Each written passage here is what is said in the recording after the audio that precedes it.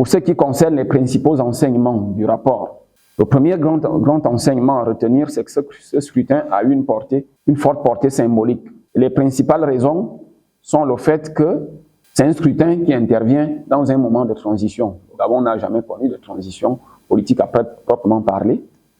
Ensuite, le deuxième grand enseignement, c'est que la plupart des candidats, sinon tous les candidats qui ont participé à ce scrutin, se sont présentés sous la bannière de candidats indépendants.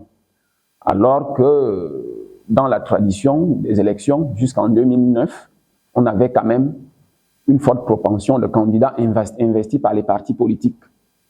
C'est vrai que ce processus avait été amorcé en 2009 et en 2016, où on a souvent remarqué des candidatures indépendantes qui venaient faire un peu le challenger face aux candidats investis par le parti. Mais pour la première fois, on a eu une élection où tous les candidats, ou presque, étaient des candidats indépendants. Ensuite, pour poursuivre sur cette portée symbolique, il y a aussi le fait que, pour la première fois, l'observation citoyenne des élections a été autorisée de façon légale et reconnue.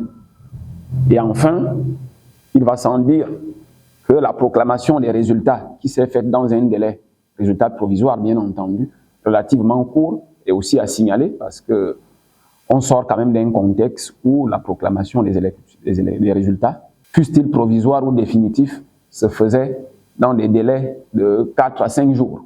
Et il y a enfin le fait que, pour une fois, on a eu une élection apaisée, de manière générale, où il n'y a pas eu de contestation, contrairement à ce qui a été observé durant la plupart des scrutins qui ont eu lieu au Gabon.